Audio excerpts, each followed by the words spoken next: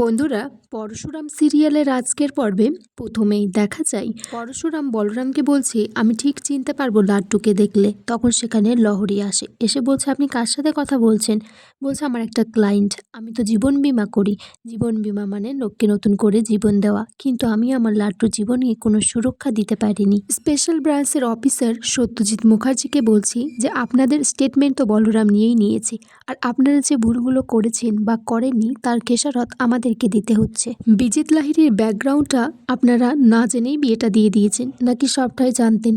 তখন আরাধ্যা বলছে, এখন এই সমস্ত কথা কেন উঠছে? অফিসারটি তখন আরাধ্যাকে চুপ করতে বলে। আরাধ্যা বলছে, আমি চুপ করব না, উনি তো এই পরিবারের কর্তা, উনি এখানে এসেছে ওনার প্রবলেমটাকে সলভ করার জন্য।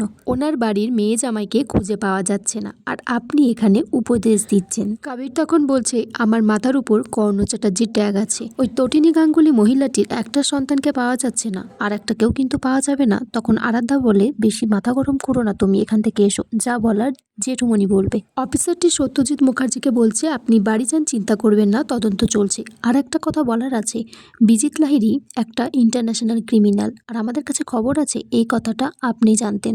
এদিকে হসপিটালে তটিনী অন্যের কাছ থেকে ফোন চাইছে। তখন পিকো বলছে, মাম্মি তোমার তো ফোন আছে, তাহলে তুমি ওই ফোনটা কেন চাইছো? তখন তটিনী বলছে, তুমি বুঝবে না মা।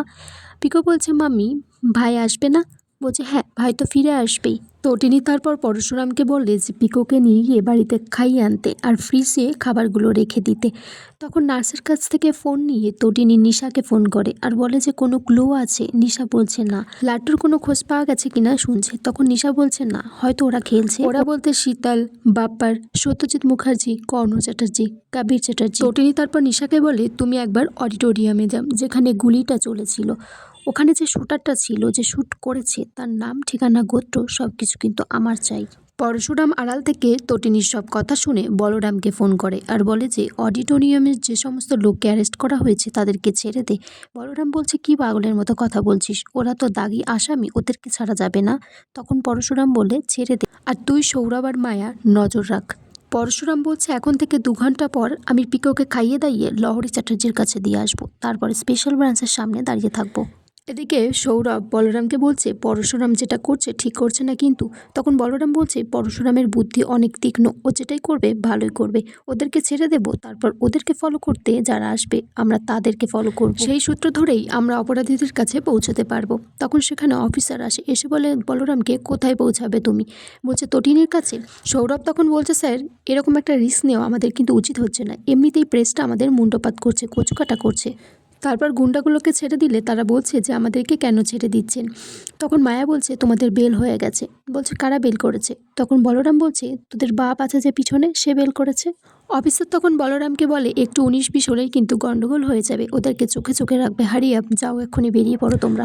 গুন্ডাগুলো তারপর অটো ধরে পালাচ্ছে। এদিকে পরশুরামও তাদেরকে নজর রেখেছে পিছন থেকে। তখন অফিসার আবার ফোন করেছে, ফোন করে বলছে, ভালো করে খেয়াল রাখো কোন শিকারি এসে তাদেরকে তুলে নিয়ে যায়। তখন পরশুরাম বলছে, এ যে সে বাঘ নয়, এটা রয়্যাল বেঙ্গল টাইগার। দেখা যায় নিশা আর তার ব্রাঞ্চের লোকজন এসে সেই গুন্ডাগুলোকে গাড়ি থেকে বন্দুক দেখিয়ে তুলে নিয়ে যায়। পরশুরাম তারপর তাদেরকে ফলো করে। এদিকে তটিনী পরশুরামকে ফোন করে বলছে, 1 ঘন্টার মধ্যে চলে এসো, পিকো খুব কান্নাকাটি করছে। আর লাড্ডুর কোনো খোঁজ পেয়েছো? তখন পরশুরাম বলছে, না, কিন্তু স্পেশাল ব্রাঞ্চের লোকজন ঠিক পেয়ে যাবে, তুমি চিন্তা করো না, আমি আসছি। তখন ফোনটা রেখে দেয়। তটিনী তারপর নিশাকে ফোন করে, বলে যে ওদেরকে তুলে নেওয়া হয়ে গেছে, আজকে রাতেই ওদের অপারেশন করা হবে, আর সেটা করবে তটিনী গাঙ্গুলি নিজে। তারপর দেখা যায় যে অফিসারকে পরশুরাম বলছে যে, স্যার পরশুরামের সংখ্যা যেমন বাড়ছে তেমন ক্রিমিনালদের সংখ্যাও বাড়ছে, আপনি চিন্তা করবেন না, আমি 24 ঘন্টা নজর রাখছি ওদের উপর। আর এখানেই আজকের পর্ব শেষ হয়ে যায় বন্ধুরা।